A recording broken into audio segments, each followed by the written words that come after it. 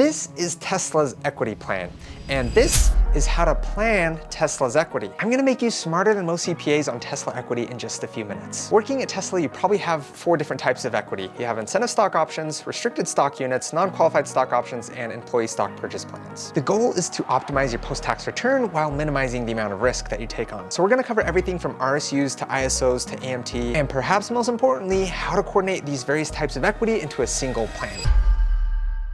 So while incentive stock options and ESPPs have their own dedicated sections in the tax code, this form of equity doesn't have that. Let me show you how this works. So let's go ahead and look at this graph with the y-axis being the amount of money and the x-axis being time. That is a clock right there. Over time, if your money grows, it's growing up and to the right. And this is going to represent a restricted stock unit. So if you think about a restricted stock unit, you actually don't own stock while it's vesting. And then as soon as it does vest, it transitions from a unit to physical stock. Now, when you go to sell this stock for $15, you are either going to have a short-term or a long-term capital gain of $5.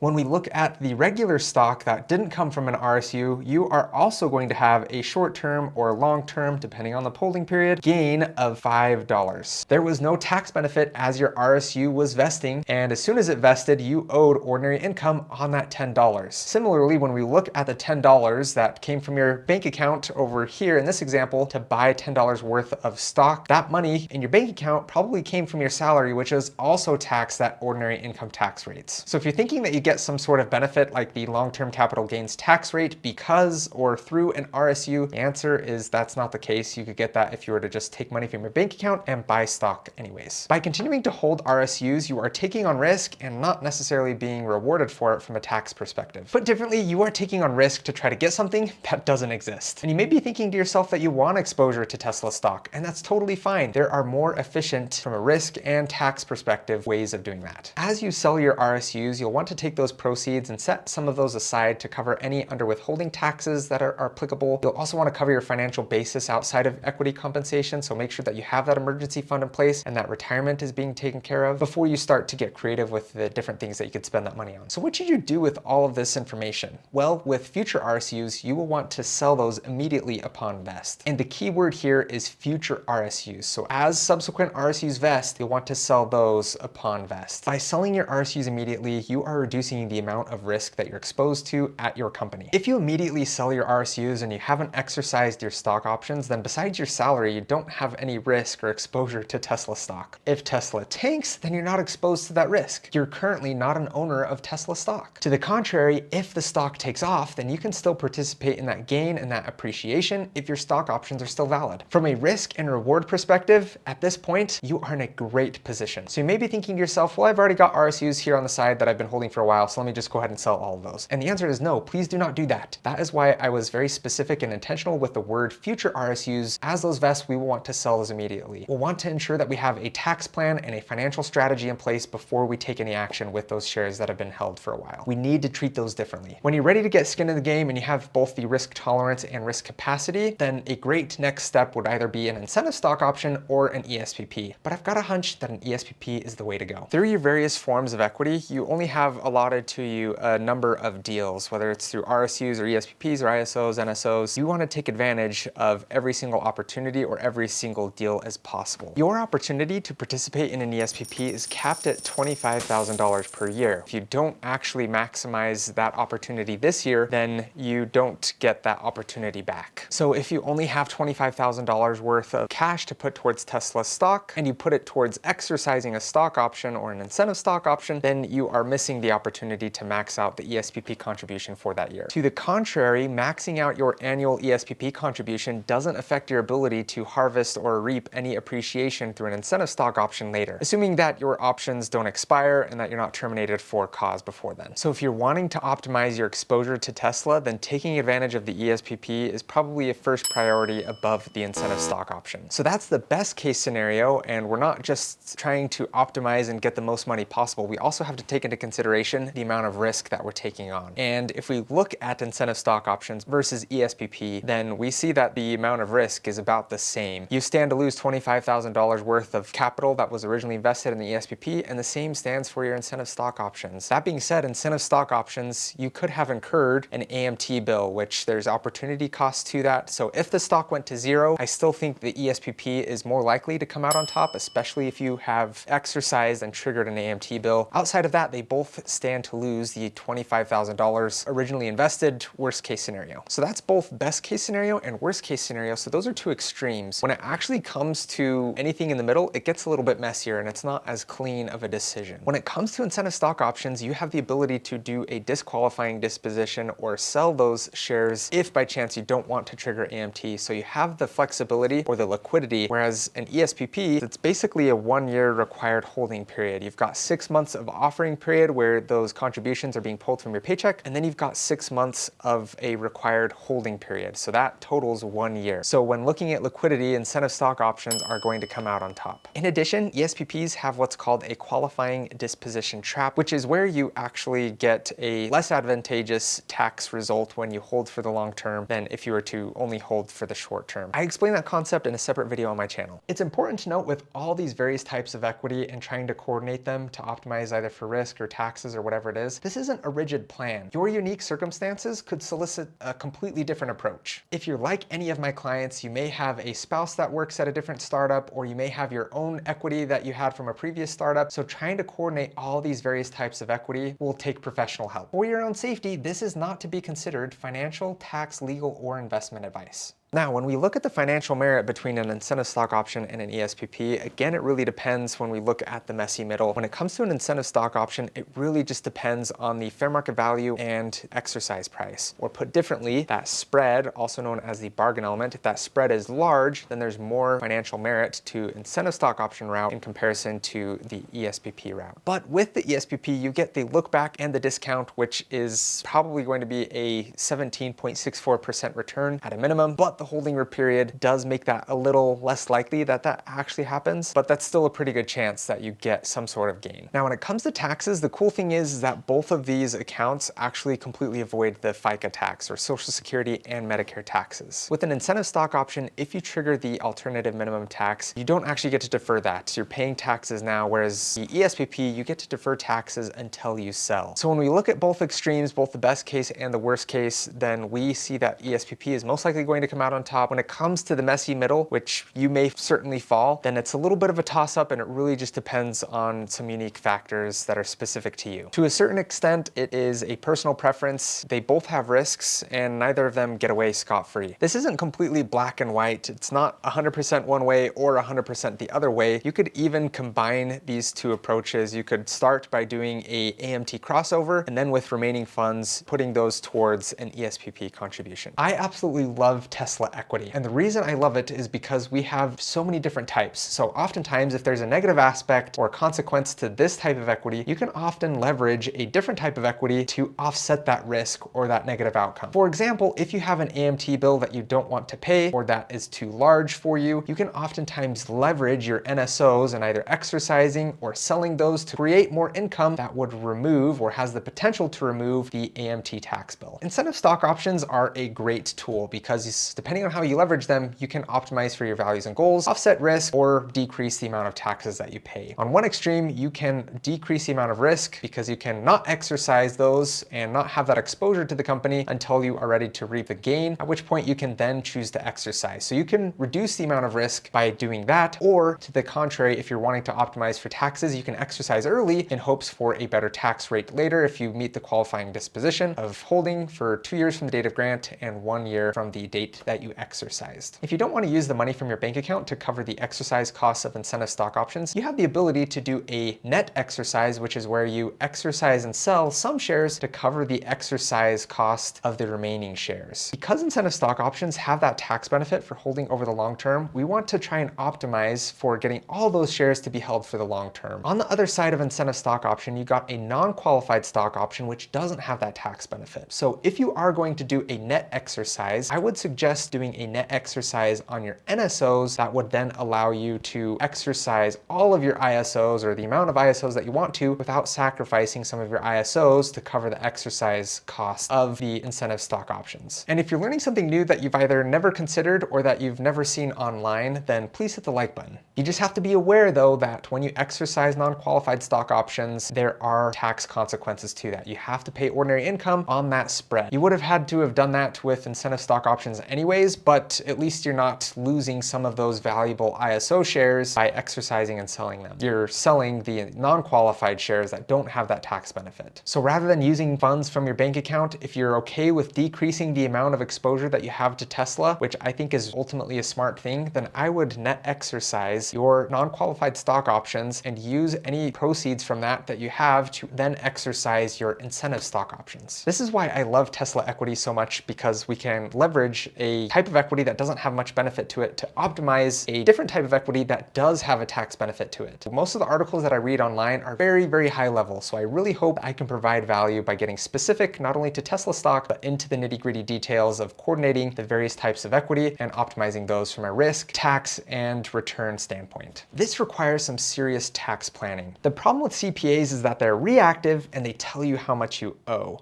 Tax planners like myself, we're proactive and we help you owe less. If you'd like to decrease your risk, your taxes, and optimize your return and get diversified in a tax-efficient way, you can learn more about my services in the description below. Admittedly, AMT has a bad rap in the startup industry, and perhaps it's rightfully deserved, but I actually think AMT, when used correctly, can actually be a really awesome tool. This may be news to you, but AMT can be both a good thing and a bad thing. And there's really only 3 cases where I think AMT is going to be a bad thing. The first one is if you are paying large amounts of AMT. So in other words, if you're paying AMT, I don't have a problem with it. It's just when it's a huge amount that 1, you can't afford, or 2, that takes a really long time to get back. The next time that AMT would be disadvantageous is when your ordinary income rate is not as high as AMT. So if you're in the 22 or 24% tax bracket, or even the 12% tax bracket, then AMT is definitely going to be a higher tax bill for you. And the next unfortunate thing about alternative minimum tax is if you're in the AMT phase out, which jumps AMT's rate from 28% up to 35%. So you just got to understand exactly where you sit along AMT in the spectrum, how much you're paying, how much is going to be exposed to AMT's phase out. But if you nail those things,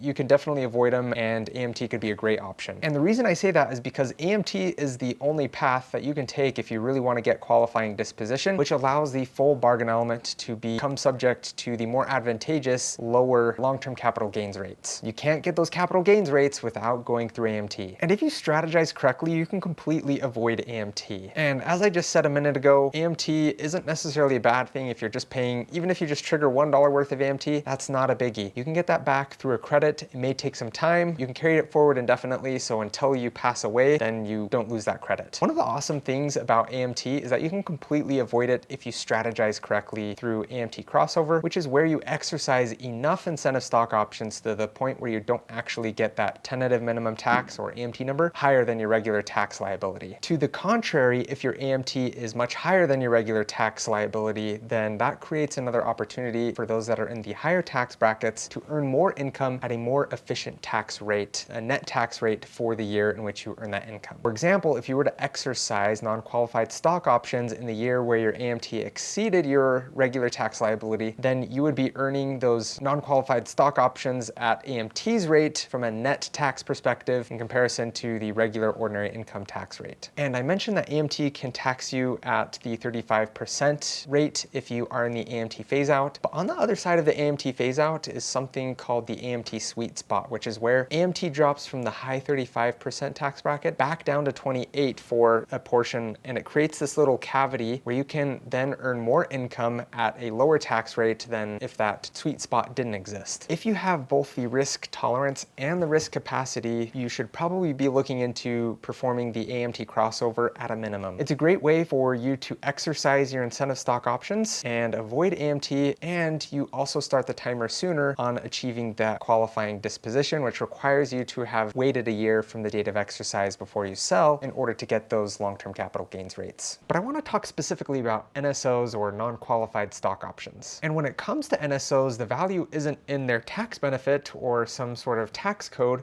but it's actually in the option itself. When it comes to non-qualified stock options, there are no tax benefits whatsoever, unless you have the ability to early exercise and then you can file an 83B. But outside of that, it's just treated just like an RSU upon vest. When you exercise your non-qualified stock options, you then pay taxes on that, and that raises your basis just like it did with the RSUs. So despite it not really having that great of tax benefits, it actually has a great benefit from the risk standpoint, because you can participate in the upside if the stock continues to grow, but you're not necessarily exposed to that risk until you choose to exercise. When you boil it down, there's basically three things that you can do with your non-qualified stock options. First strategy is if you are super risk averse, you could consider delaying the exercise of your NSOs until you ensure that you have a gain, or as you approach the expiration date of your stock option. This is essentially deferring your exposure, minimizing the amount of risk that you're exposed to at any one time. Similar to the first approach, the second approach doesn't necessarily optimize for taxes, and it can reduce the amount of risk that you're exposed to. The second approach is treating your NSO kind of like an emergency fund, kind of not, but it's basically a fund that's set aside available to you if you need to cover other costs such as exercising ISOs or funding your ESPP or something like that. For example, you could do a same-day sale on a portion of your NSOs and use that to exercise ISOs or fund your ESPP, and then the remainder of the NSOs that you didn't do a same-day sale on or even exercise at all, those are now to an extent offsetting some of the risk that you are now taking by exercising your incentive stock options, because now you're an owner of physical shares. In a sense, you're enabling your NSOs to offset some of the risk incurred by exercising incentive stock options. Another thing that I wanted to mention with non-qualified stock options is that you are using this as a tool to optimize for several things like your values and goals and your risk. You want to optimize for the financial merit and the tax ramifications here. So in comparison to things like your ESPP, there is going to be an influx point where it might be more beneficial to put that money towards an ESPP or an NSO. So if you think about the spread between the exercise price on your NSO and the fair market value, there's a point where that is going to exceed the hypothetical return that you would get in an ESPP through the look back or discount of up to 17.64% return.